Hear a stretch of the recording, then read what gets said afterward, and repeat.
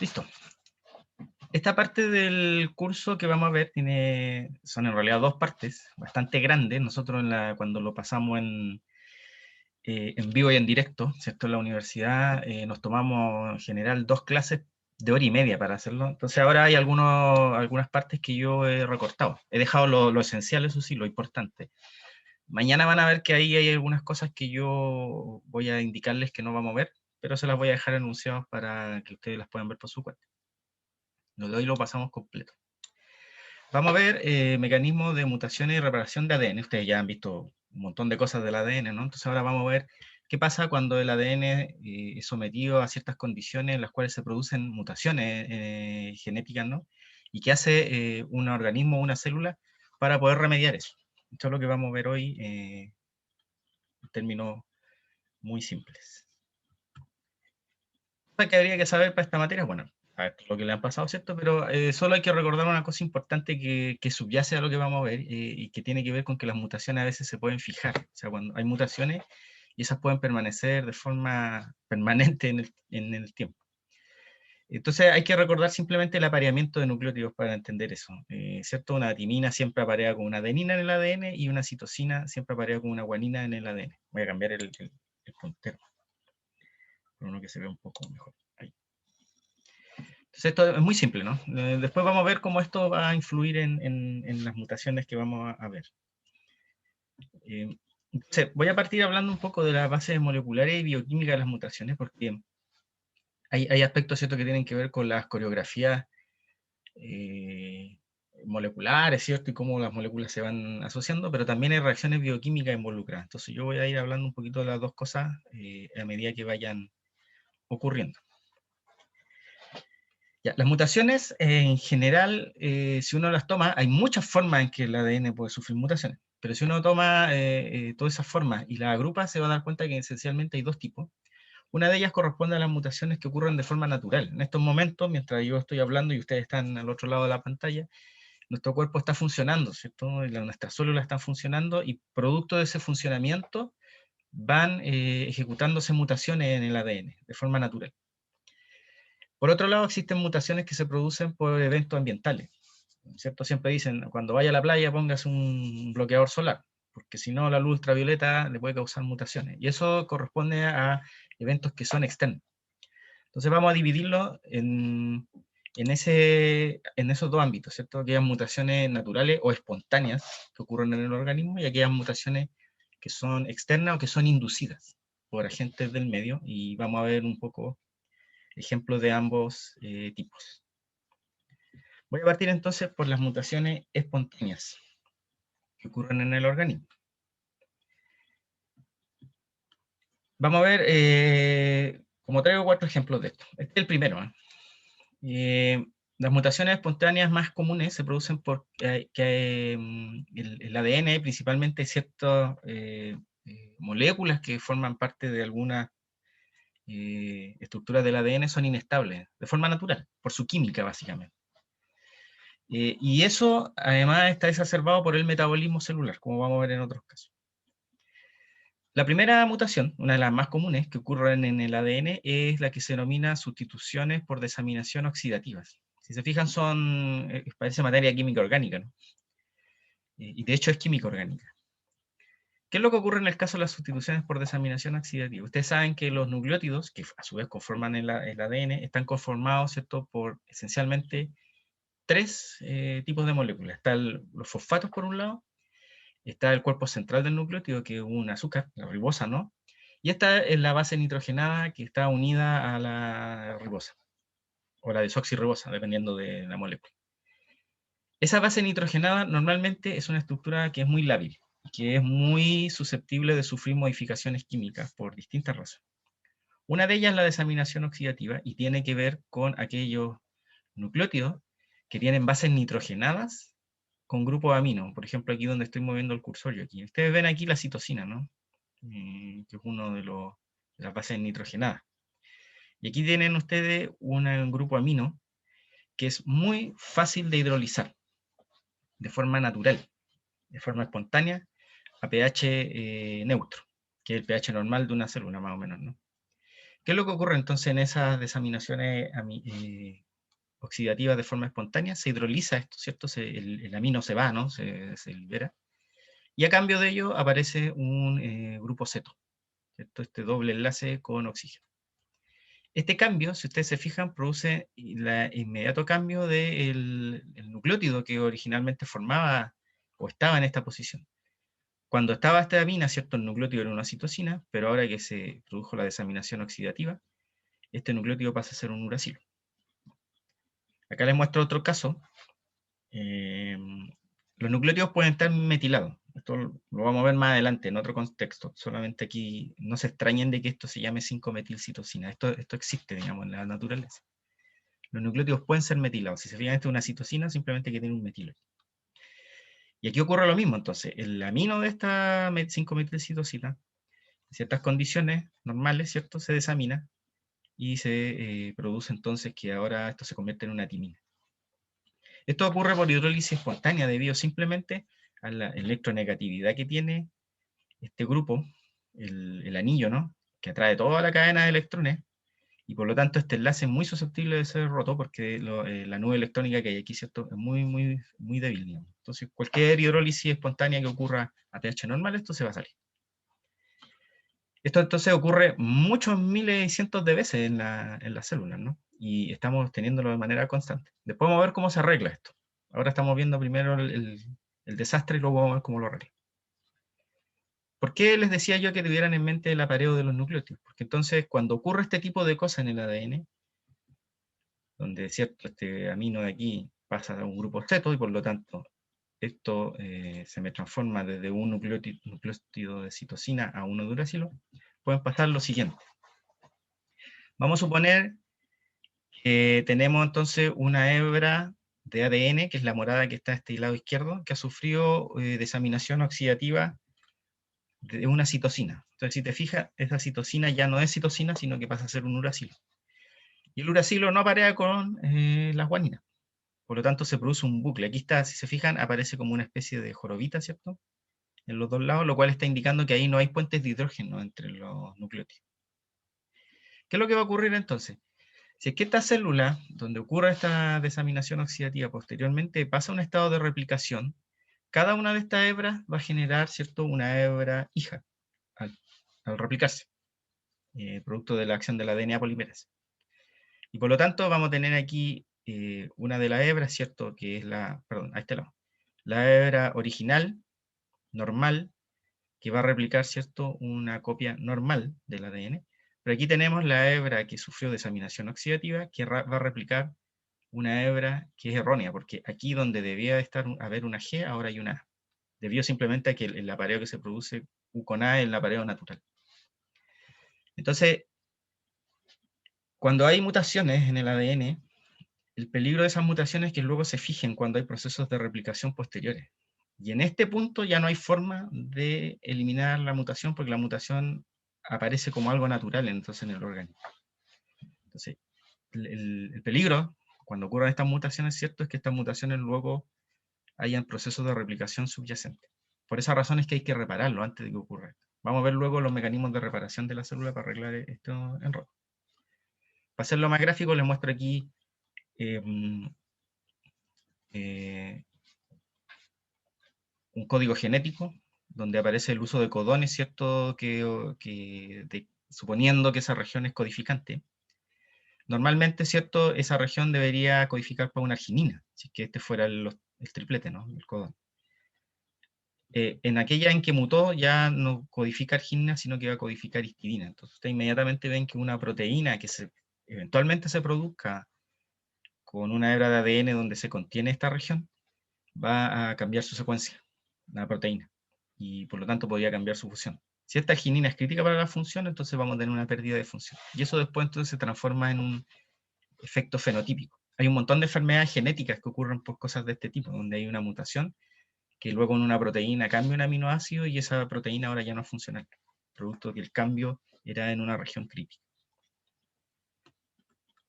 Entonces, nuestro primer ejemplo de mutación es por desaminación oxidativa. Esto es normal que ocurra en un organismo. Segundo ejemplo. Profe, Dígame. Disculpe. ¿Por qué no se forman puentes de hidrógeno dentro del ADN en uracilo con guanina, pero sí en el tRNA y el mRNA? A ver, uracilo con guanina no, no parean. El uracilo es el equivalente a una timina. Sí, es que el profe Antonio Castillo ¿Sí? nos dijo que podían ocurrir apareamientos guanina-uracilo, pero solo en la posición, en la última posición del codón. Y Ya, que eso le da flexibilidad al proceso, pero los puentes de hidrógeno igual se él probablemente está hablando de la traducción. sí, Ya. Si en la traducción, en los tRNAs vienen nucleótidos que no son los nucleótidos tradicionales que nosotros conocemos. Y esos nucleótidos pueden generar apareos. Ahora, puede que aquí haya un apareo, perfectamente, ¿cierto? De que a lo mejor efectivamente hayan dos bases, pero no son las que le corresponden, en realidad aquí.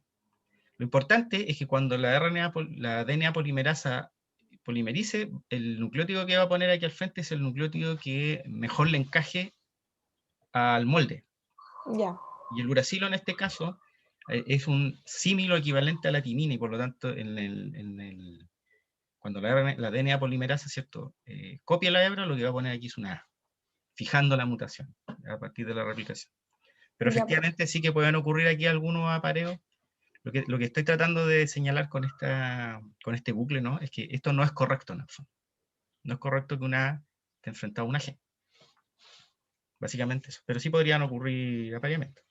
ya, gracias. Uh-huh. Con WAM. Es otro de los eventos espontáneos que ocurren en una célula de forma normal, que son denominadas las depurinaciones. También ocurren por hidrólisis espontánea, pero en este caso, la hidrólisis, si se fijan, es de la base nitrogenada completa. Fíjense aquí hay una hebra de ADN, ¿cierto? Aquí en amarillo hay una guanosina, ¿no? Identificada en este nucleótido de guanina. Y lo que se rompe de forma espontánea es este enlace glicosídico que está acá, que une la ribosa con la base nitrogenada, y por lo tanto se pierde la base. Y queda lo que se denomina entonces un sitio abásico, abásico, sin base, en el fondo. Este sitio abásico, cuando tiene que enfrentar un proceso de replicación como el que vimos antes, la DNA polimerasa no va a saber lo que tiene que poner ahí, ¿cierto? Porque no tiene la contraparte, la base nitrogenada. Por lo tanto, va a poner un nucleótido al azar. Y usted tiene entonces una chance de 1 en 4 de achuntarle al nucleótido correcto que iba ahí. Lo más probable es que el nucleótido que se introduzca sea un nucleótido incorrecto, porque tiene 3 de 4 opciones de poner el nucleótido incorrecto, dado que la polimerasa va a poner un nucleótido al azar. Entonces se va a producir el mismo efecto que les muestro aquí, de fijación de la mutación producto de un proceso de post-replicativo, en el fondo, después de la replicación. Ahora, esto se denomina depurinación porque las purinas son más susceptibles de que su enlace sea eliminado, pero eso no quiere decir que las pirimidinas esto no ocurra, simplemente que el nivel de hidrólisis que uno observa en las pirimidinas es muchísimo más bajo, son 10 o 15 veces menor. Y eso se debe básicamente a que las purinas tienen una muchísima mayor electronegatividad y atraen muchísimo más la carga del enlace, ¿cierto? Que una pirimidina. Fíjense, aquí hay una pirimidina arriba, para que comparen la estructura. Esto es solo un anillo resonante, aquí tenemos dos. Por lo tanto, la nube electrónica que uno ve aquí es enorme. La nube electrónica que hay en el enlace es muy pequeñita y por lo tanto este enlace es muy fácilmente hidrolizar. Ese efecto es menor acá. Por esa razón que es más difícil que se hidrolice un enlace de una pirimidina, pero igual ocurren, van ocurriendo cada cierto tiempo, digamos, y con muchísima menor frecuencia. Pero bueno, el fenómeno se denomina genéricamente como depurinación. Entonces, la depurinación va a generar a la larga el mismo efecto. Ahora, no porque yo tenga un nucleótido errado en la hebra que está mutada, sino que simplemente no tengo la base nitrogenada y cuando la DNA polimerasa, ¿cierto?, le toque poner un nucleótido ahí, no sabe qué poner y va a poner un nucleótido al azar. Porque la replicación nunca se interrumpe, la replicación siempre avanza. la DNA polimerasa no se va a detener y decir, ay, aquí no voy a poner nucleótido, porque no puede hacer eso, ¿cierto? Deja la hebra trunca. Va a poner un nucleótido, lo que pasa es que va a poner uno al azar. Y lo más probable es que va a ocurrir el mismo efecto que vimos recién, donde va a haber un cambio y una mutación que se fija luego en un proceso de replicación posterior. Estos dos son los eventos naturales más importantes que ocurren dentro de una célula. Digamos, simplemente por eventos de la química que tiene el ADN, ¿no? Hay enlaces que simplemente son susceptibles de ser hidrolizados de forma natural. El tercer evento que vamos a ver de forma natural, el otro componente, tiene que ver ahora con el metabolismo celular, que es la generación de mutaciones producto de la generación previa de radicales libres, lo que se denomina cierto daño oxidativo. Probablemente ustedes hayan visto algo de esto en los cursos de biología celular. Aquí arriba les muestro simplemente un esquemita de cómo va transitando la vida de un oxígeno, ¿cierto?, dentro de una célula. Esto ocurre en la mitocondria, en varios lugares, ¿cierto? Eso no lo vamos a ver, tiene que ver más bien con bioquímica, ¿no? Pero el oxígeno, ¿cierto?, va sufriendo distintos cambios en distintos lugares de una célula, y dentro de esos cambios se pueden generar lo que se denomina especies radicalarias. ¿Qué quiere decir esto? Que son versiones de este oxígeno, en este caso es un oxígeno, ¿cierto?, y acá es un hidroxilo, versiones en las cuales hay electrones desapareados, que son estos que aparecen aquí como puntos rojos, ¿cierto? Esos son electrones que no están apareados en su orbital y por lo tanto tienen una enorme ganas de aparearse con otro electrón. Y empiezan a buscar lugares donde haya nube electrónica, muy rica. Y normalmente esos son enlaces de otras moléculas biológicas. Y estos radicales libres entonces atacan los lípidos, producen peroxidación de los lípidos, atacan a las proteínas, producen oxidación de las proteínas y también atacan al ADN. Y en el ADN lo que hacen normalmente es dañar por oxidación las bases nitrogenadas de los nucleótidos. Aquí les muestro un ejemplo abajo. Hay varios de estos ejemplos, este es solo uno. Un radical libre, ¿cierto?, con un electrón desapareado, ¿cierto?, va probablemente elegir uno de los dobles enlaces que están aquí. Normalmente puede ser el enlace más expuesto, que es este acá donde estoy pasando el cursor, ¿cierto? Entonces imagínense un radical libre, un oxígeno con un electrón desapareado, ¿cierto?, y que aparea el electrón con esto, y lo que va a hacer entonces fijar el oxígeno en esa posición. Entonces este oxígeno no estaba ahí, este grupo Z, ¿cierto?, en esa posición. Y esto entonces lo que hace es transformar esta guanina en otra especie distinta que se denomina oxiguanina. La guanina, recuerdan ustedes que su apareo correcto es con una citosina, ¿no? Y son 3 puentes de hidrógeno. El problema es que al ocurrir la oxidación de esta región, se pierde la capacidad de esta guanina de generar uno de los puentes de hidrógeno, y ahora solo puede generar 2, y por lo tanto comienza a parear con una adenina. Volvemos entonces al monito de atrás, donde vamos a tener ahora estos apareos incorrectos, de nuevo, donde una adenina va a estar apareado a una oxiguanina, cuando esa guanina debería estar apareado con citosina. Si hay replicación, se fija la mutación. Siempre la misma historia se fija. Ahí se los marco con unos circulitos rojos para que vean cuál es la región que es susceptible de esto. El metabolismo, ¿cierto?, natural de los organismos oxidativos. Nosotros somos organismos que respiramos oxígeno, ¿cierto?, eliminamos CO2, y todo eso es un mecanismo oxidativo, y a la larga esto va produciendo daño a lo largo del tiempo.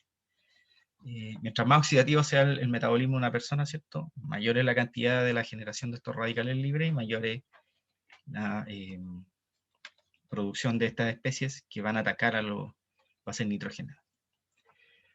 Ahora, si esto a usted le causó preocupación, no se preocupe, porque más adelante vamos a ver que la célula en la evolución ha desarrollado mecanismos para reparar este daño, de manera de irlo minimizando. Ya, estos son los 3 clásicos y que ustedes van a ver en cualquier libro de texto de biología molecular, mecanismos de mutaciones naturales que ocurren en una célula. Entonces, la sustitución por desaminación oxidativa, las depurinaciones y las mutaciones por daño oxidativo, por oxidación por radicales libres. Son los 3 ejemplos típicos que ocurren dentro de cualquier célula viva, humana, bacteria, etcétera, lo que sea. Vamos a pasar entonces ahora al otro tipo de mutaciones, ¿cierto? Esas que no ocurren de forma natural dentro de una célula, que no tienen nada que ver con su metabolismo, la química de los nucleótidos, nada de eso, sino que tienen que ver con eventos externos, y que normalmente entonces son las más peligrosas, porque la célula se ha preparado evolutivamente para resistir, ¿cierto? O para reparar daños o mutaciones producidas internamente, pero no tiene mecanismos muy bien preparados para cuando el daño es externo, sobre todo si es daño masivo. Entonces vamos a ver este tipo de mutaciones que también son las denominadas mutaciones inducidas o mutaciones exógenas o externas, lo van a encontrar con varios nombres. Son todas aquellas que ocurren por eventos externos y no por el funcionamiento de la célula. Aquí está la más conocida común de todas, que es una mutación producida por un agente físico. Estas mutaciones pueden producirse por agentes químicos o físicos, ¿no? Este es un agente físico que es la luz ultravioleta. La luz ultravioleta, ¿cierto?, es una energía de una determinada longitud de onda, ¿no? Y tiene la suficiente energía como para producir cambios estructurales en las moléculas.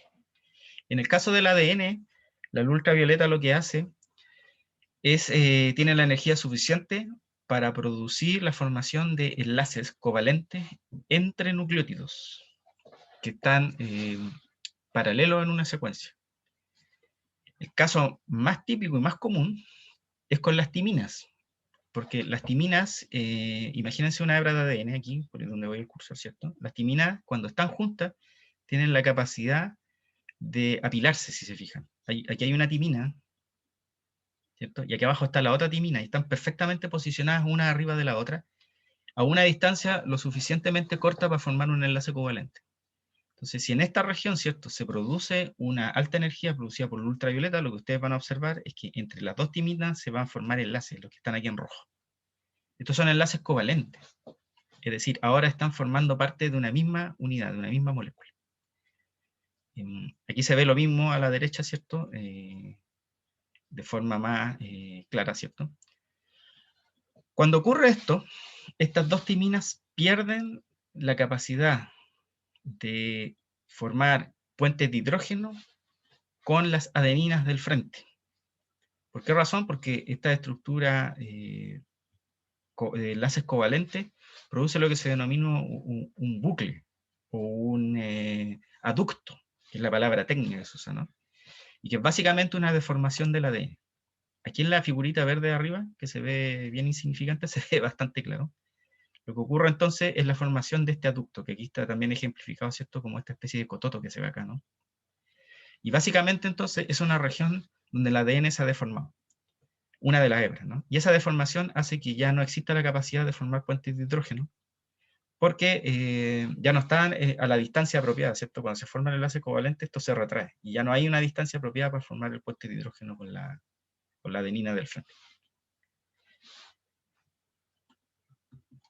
Entonces, si se lo imaginan ahora en un proceso de replicación, lo que va a ocurrir ahí, ¿cierto?, es que una de las hebras, donde van las adeninas, se va a replicar normalmente, pero en la otra hebra, donde está el aducto, este aducto, ¿cierto?, que se retrae hacia adentro, la DNA polimerasa, una de dos, o va a pasar de largo y no va a poner nucleótido, porque no se va a dar cuenta de que ahí habían dos nucleótidos, o va a poner nucleótido al azar de nuevo.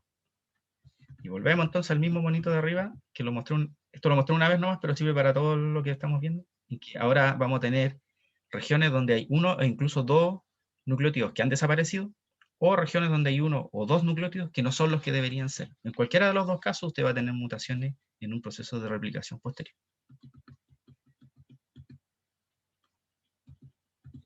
Entonces, esto es lo que hace cuando usted va a la playa sin bloqueador sonar, lo que le pasa esencialmente esto. ¿La célula tiene mecanismos de reparación para esto? Sí. Nos vamos a ver más adelante, ¿cierto? Son un poco más complejos que los mecanismos para reparar los daños que vimos anteriormente. Pero sí, existen esos mecanismos, los vamos a ver luego. Segundo tipo de agentes que causan mutaciones son agentes químicos. Hay un montón de ejemplos de agentes químicos. Yo solamente aquí traigo dos ejemplos por un asunto de tiempo, pero si ustedes van a revisar la literatura se van a dar cuenta que hay una enorme cantidad de sustancias que producen cambio en el ADN.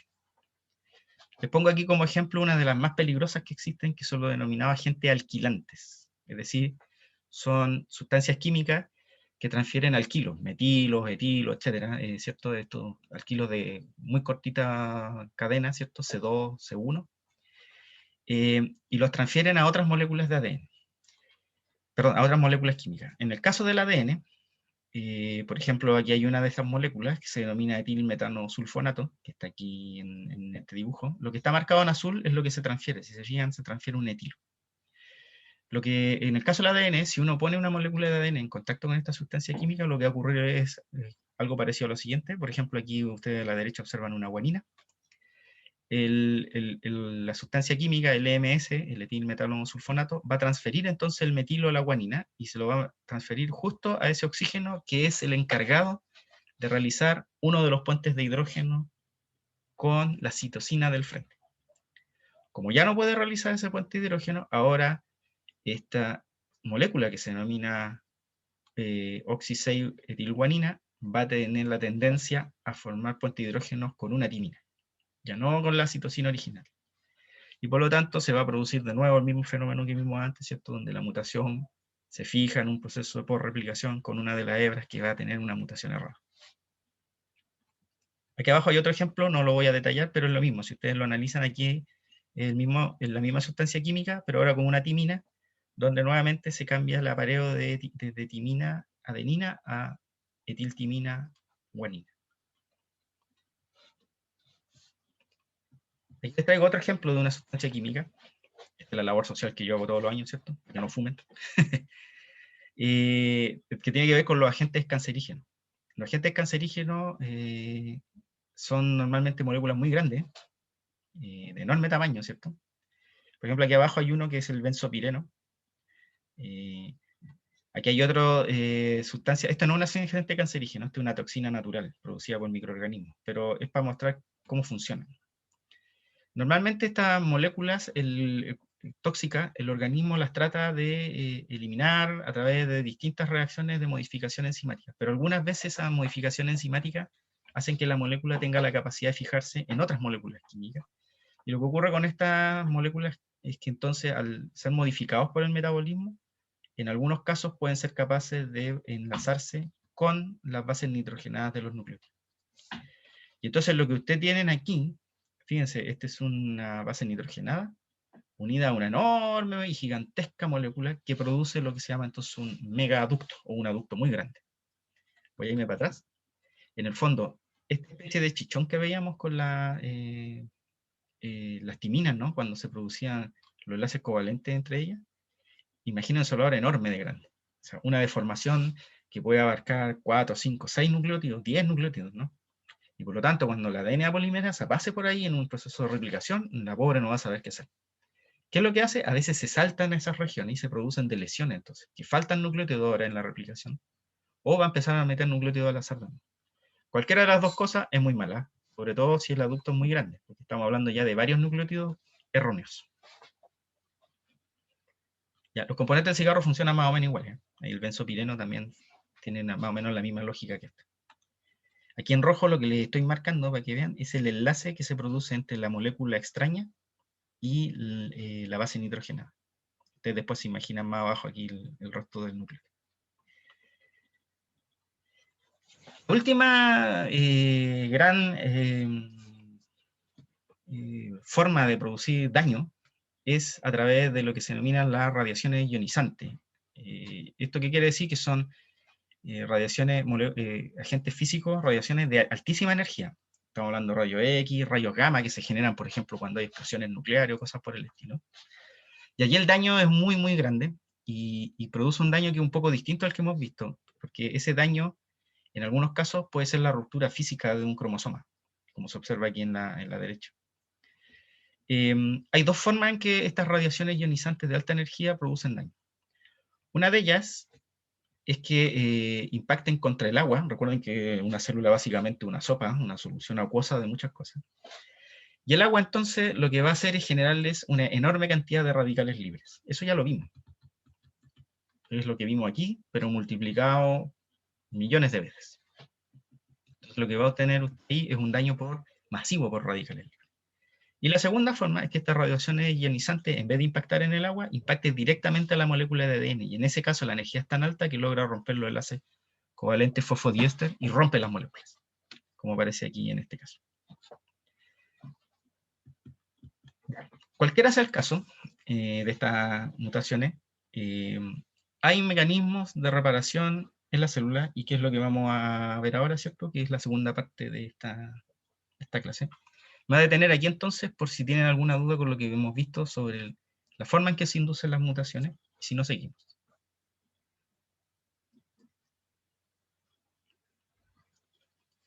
Ya. Vamos a ver entonces cómo se arreglan todos estos entuertos. Para que se haga una idea, cuando hablamos de mutaciones naturales o por causa externa, se supone que más o menos ocurren entre 1000 a 1.000.000 de eventos de mutaciones diarios en una célula. Imagínense, usted puede llegar a sufrir 1.000.000 de mutaciones al día, mientras va caminando por la calle, ¿no? Por lo tanto, si esos eventos no se arreglan, a la larga hacen que la viabilidad, ¿cierto?, de los organismos se vea muy comprometida. Por lo tanto, la célula ha desarrollado mecanismos para que esto sea reparado, de manera de que esos 1.000 y millones de eventos, ¿cierto?, no causen un impacto dañino. Todos estos mecanismos están resumidos aquí a la derecha. Cada uno de esos mecanismos, más o menos, uno lo puede ir correlacionando con un tipo de mutación. Y lo vamos a ir haciendo así en el resto de la clase. Aquí abajo les marco en rojo los mecanismos.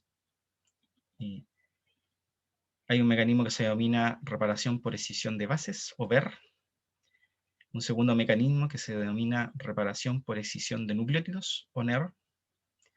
Acá a la derecha hay un mecanismo que se denomina Mitchell Repair, que vamos a ver que es muy simple y parecido a uno de los anteriores, pero tiene la gracia de que funciona durante la replicación. Entonces es un sistema de control de la replicación. Ese es su gran chiste.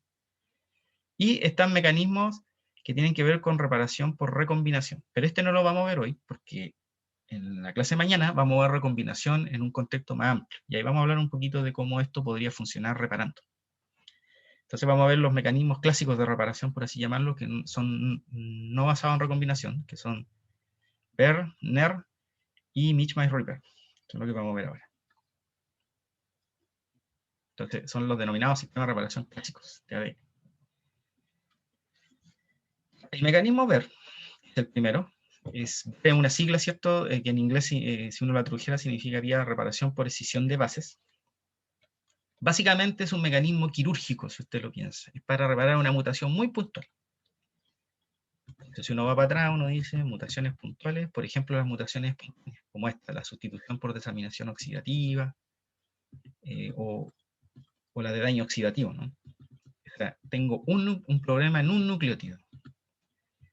Entonces, este mecanismo BER es para eso, es para reparar ciertos problemas que hayan en un núcleo.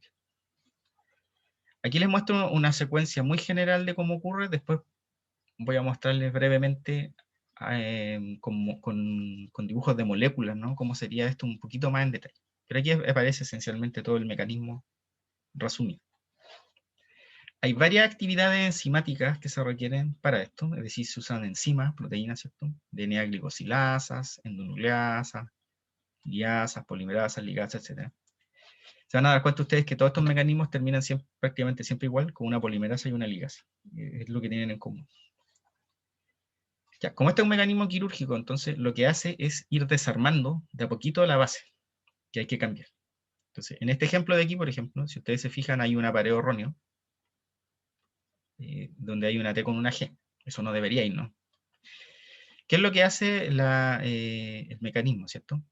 Con una enzima que se denomina DNA-glicosilasa, y si ustedes se fijan el nombre glicosilasa, quiere decir que rompe el enlace glicosílico, lo que hace es eliminar la base nitrogenada errónea. Entonces, fíjense, aquí sigue existiendo la continuidad en la hebra de ADN, pero aquí se nos perdió la base, ya no está, porque está encima de la línea. Después de eso, entra en juego una endonucleasa, que corta en el extremo 5' de lo que queda de la base. El enlace fosfodiéster de este lado lo corta. Como buena endonucleasa, ¿cierto? Corta ese tipo de enlaces. Y luego hay un complejo enzimático muy grande que trae varias actividades. Particularmente está asociado a la DNA polimerasa beta. La DNA polimerasa beta no anda sola por la vida, sino que anda con varias proteínas. Entonces, una de esas proteínas tiene la capacidad de cortar el extremo 3' de este enlace. Y elimina entonces el resto del nucleótido. Si se fijan, primero se elimina la base y luego se elimina la ribosa, en el fondo, con un pedacito de los fosfatos. ¿Qué es lo que ocurre cuando se elimina esto? Entonces queda ahí el hueco, que hay que rellenarlo ahora, ¿cierto? Y hay que poner ahí la base correcta. Y para eso entonces esta propia DNA polimerasa rellena, pone el nucleótido que corresponde, y la ligasa une el enlace fosfodiéster final. Recuerden ustedes que las polimerasas, si vieron replicación, que ya lo deben haber visto, van introduciendo nucleótido, ¿cierto? Pero cuando ponen el último nucleótido, ese último enlace ellos no lo pueden cerrar. Lo tiene que cerrar otra enzima, y esa es la ligasa que aparece aquí. Entonces repetimos el asunto. DNA glicosilasa, sacamos la base nitrogenada, endonucleasa P1, eliminamos o cortamos el primer enlace fosfoéster del extremo 5', apeliasa, se corta el enlace fosfoéster del otro extremo 5', y luego corte y confección, reparación, ¿cierto? Se introduce el nucleótido de la polimerasa y la ligasa lo liga. Y de esa forma terminamos con el sitio reparado. Eso ocurre entonces para cada vez que hay mutaciones puntuales. Aquí está resumido el mecanismo, lo mismo que les acabo de decir yo, de manera que lo tengan escrito en la diapositiva, lo escribí aquí. 1, 2, 3, 4. Eso es lo mismo que aparece acá, que lo tienen escrito en la PPT.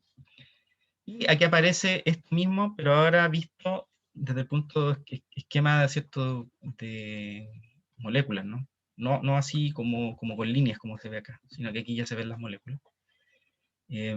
Aquí está, fíjense entonces, la eliminación de la base, queda el sitio abásico ahí. Este sitio abásico, cuando se corta en el extremo 5', ¿cierto? Toma la configuración de Fischer la ribosa, ¿cierto? Y luego entonces es mucho más fácil de hidrolizarlo por este ladito. Y de esa manera entonces se elimina ese trozo del nucleótido y queda el sitio listo para ser reparado. Gracias a la polimerasa y a la ligasa. Lo más importante de este mecanismo, entonces, si se fijan, es que es puntual, ¿cierto? Yo tengo una mutación, ¿cierto? Y reparo esa mutación y quedo listo y ya no tengo problemas con ese. Distinto es cuando tengo mutaciones más voluminosas. Por ejemplo, los dímeros de timina. Si recuerdan, ¿cierto? Eso formaba un aducto, una especie de deformación mucho más grande en el ADN. Para esos problemas existe el segundo mecanismo, que es el mecanismo NER. Entonces, este se llama VER, si se fijan, y este se llama NER. NER es otra sigla, que si uno traduce del inglés significa reparación por escisión de nucleótidos. Como le indica el nombre, ¿cierto? Lo que se van a eliminar aquí son nucleótidos directamente y no bases o reparaciones puntuales. Esto está diseñado para entonces mutaciones que causan errores más voluminosos, ¿cierto? Grandes. Allí tenemos el ejemplo del dímero de timina que hablábamos un rato. En este caso, hay varias versiones de esta misma historia, ¿cierto? Esta que les muestro aquí es la versión humana, que es donde se ha estudiado más esto, porque esto está asociado a una enfermedad genética, que se denomina xeroderma pigmentosa, por eso se empezó a estudiar. No sé si han visto personas que tienen muchísimas lunares por todos lados. Esa enfermedad se produce porque este mecanismo falla, y no es capaz de reparar las mutaciones, y esas mutaciones normalmente implican, ¿cierto?, que la persona comienza a pigmentar la piel con melanina para protegerse de la luz ultravioleta. Entonces, esta mutación, este mecanismo de reparación, que fue estudiado, ¿cierto?, producto de esta enfermedad, xeroderma pigmentosa, por eso varios de los componentes se denominan XP, básicamente funciona de la siguiente manera. Hay una proteína, y esto es muy común en biología molecular, que hayan proteínas que reconocen ciertas cosas en el ADN. Entonces, en este caso hay proteínas que reconocen el aducto, o el error voluminoso, ¿cierto? Reconocen la deformación del ADN. Esas proteínas, en el caso de este mecanismo, son estas dos, XPC y esta proteína denominada 23B. Entonces, reconocen que existe esta falla. Esta proteína estas proteínas, entonces, que reconocen el daño, reclutan al resto de componentes. Y estos componentes que están detallados en el paso 2 aquí, son varios, siendo el principal TFH2H, que es un factor de la traducción, perdón, de la transcripción. No sé con qué nivel de detalle vieron transcripción ustedes, pero TF2 es una de las proteínas de la transcripción, y particularmente el factor H de TF2 es reclutado en este mecanismo de reparación porque este factor tiene una propiedad interesante y que tiene actividad en licasa. Por lo tanto, permite la separación de las hebras de los puentes de hidrógeno en una región.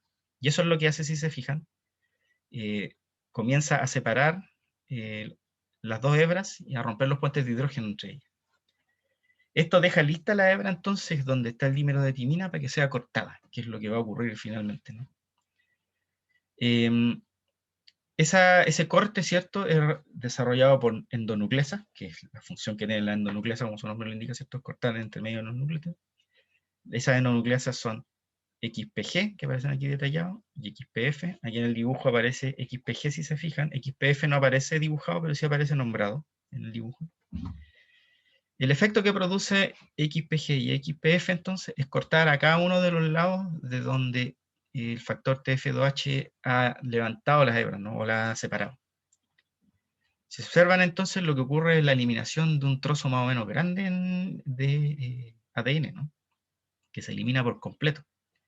Por eso se llama excisión de nucleótidos, ¿no? Se escinden un montón de nucleótidos. ¿Cuánto tiene ese trozo que se elimina? Depende, pero en general, está aquí detallado, ¿cierto? Estamos hablando entre 24 y 32 bases por cada lado en algunos casos. Aquí aparece, ¿cierto?, esquematizado muy chiquitito, pero en realidad lo que se libera es un trocito más o menos grande. ¿Qué es lo que tenemos aquí? Es entonces un espacio que hay que rellenar, que es una situación análoga a esta, a la que tenemos acá, en el mecanismo verde. Simplemente que ahora son muchos más los nucleótidos. La forma de reparar eso es la misma, a través de una DNA polimerasa, que aparece ahí, ¿cierto?, que va a empezar a poner nucleótidos utilizando la hebra que está entera como molde. Y una vez que llega al último nucleótido, el espacio que queda, ¿cierto?, en que falta hacer la ligación, lo hace la ligasa, que liga esa zona y ahí se repara.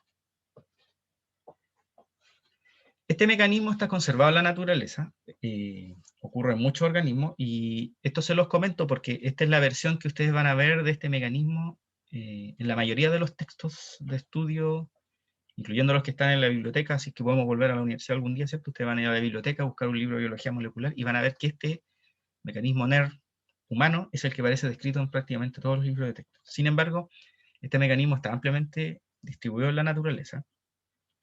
Aquí les voy a dejar a modo de información, no es necesario que se aprendan esto de memoria, ¿cierto? Simplemente sepan el mecanismo original, estamos bien. Pero aquí les dejo el mismo mecanismo, los dibujos son un poco feos, pero si ustedes lo analizan en detalle, el mismo mecanismo, pero esta es la versión procarionte, es decir, la versión que tienen las bacterias, y es esencialmente el mismo. Aquí abajo les detallo en la leyenda, para que lo tengan, ¿cierto?, los nombres de las proteínas involucradas y su función. Si ustedes siguen la leyenda y siguen el dibujito, se van a dar cuenta que es lo mismo, ¿cierto? Ahí en rojo, ¿cierto?, está la formación del dímero de timina. Alguien reconoce eso, ¿cierto? Ese reconocimiento recluta a otras proteínas, y esas proteínas lo que van a hacer, ¿cierto?, es cortar aquí en este lado, luego cortar aquí en este otro, y se elimina el pedazo entero, y luego se polimeriza y se liga. Esencialmente lo mismo. En el fondo, la obra de teatro es la misma, lo único que cambian son los actores, cuando uno va cambiando de sistema biológico. Este se lo dejo entonces a modo de dato nomás, de información. No vamos a preguntar nada de esto en la prueba. Este es el que me interesa que ustedes sepan para la prueba. Finalmente vamos a ver el último mecanismo, que es el mecanismo de Mishmael-Repair, que no hay una traducción de Mishmael-Repair al castellano. Si uno lo tradujera sería como reparación de un mal posicionamiento, ¿cierto? O de un mal calce, es como raro la traducción. Yo lo traduje aquí como reparación de apareamiento erróneo, que me parece como lo más adecuado. Si ustedes ven este mecanismo, lo que pasa aquí, ¿cierto?, es que hay una mutación puntual.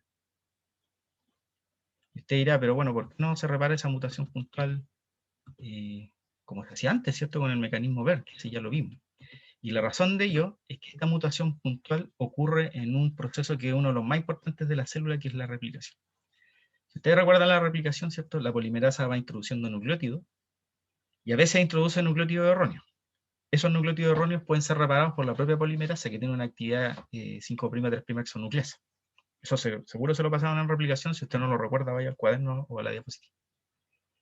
Pero incluso a pesar de eso, puede eventualmente alguna de esas mutaciones no ser reconocida y reparada por la propia DNA polimerasa y se le escapa la mutación. Si esa mutación se escapa, afuera hay unas proteínas vigilando, que son estos complejos MSH2 y MSH6, que van mirando si es que todos los nucleótidos están correctamente apareados. Cuando detectan un nucleótido mal apareado que se escapa, ¿cierto?, del proceso de replicación, entonces lo arreglan, y el arreglo es bien drástico si se fijan. Lo que hacen es reconocer a la hebra hija, que ellos es la que suponen que viene con el error, ¿no? Y la cortan, y cortan un pedazo más o menos grande, ¿no? Estamos hablando también de unos 20 nucleótidos. Una vez que la cortan, entonces, hay una polimerasa de reparación y una ligasa, igual que en el caso anterior.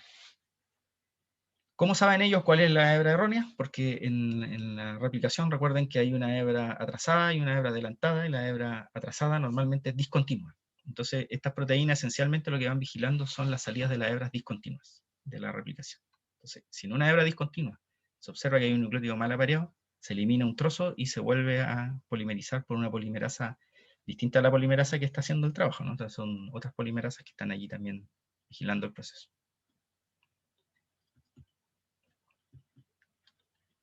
Y esperen, voy a hacer una cosa aquí.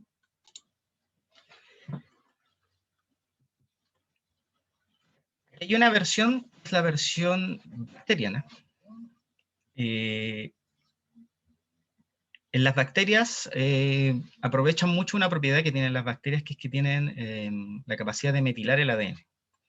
Entonces, este mecanismo de mix, match, repair, en el caso de las bacterias, aprovecha entonces la presencia de estos metilos en el ADN.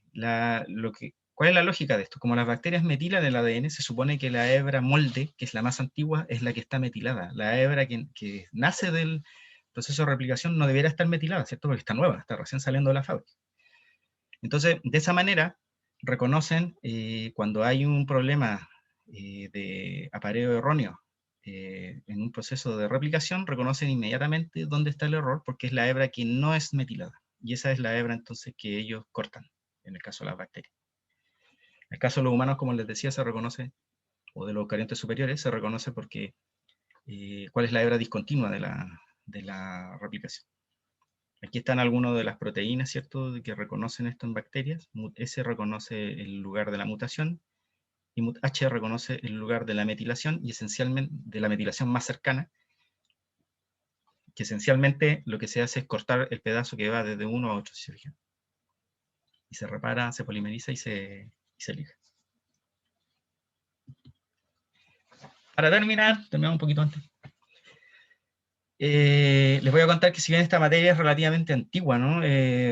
Se reconoció hace poco la importancia que tiene esto para la vida. Y el año 2015 se dieron los premios Nobel de Medicina, no, el de Química, perdón, en este caso, a estos tres señores, este último tiene cara enojado, que son los que descubren de forma independiente cada uno de estos mecanismos, cada uno trabajando en cosas distintas y trabajando en modelos distintos. En algunos casos ni siquiera tenían eso como investigación principal, sino que fueron derivando a la luz de los resultados que iban obteniendo. Entonces aquí está el señor Lindahl, que es el descubridor del mecanismo BER, el señor Modrich, el descubridor del mecanismo de mix, match, repair, que es el último que vimos, que está asociado a replicación, y el señor Sankar, que es el descubridor del mecanismo ANER. Cada uno se llevó 1/3 del premio Nobel por los estudios en la mecánica de las reparaciones del ADN, que es lo que acabamos de ver recién.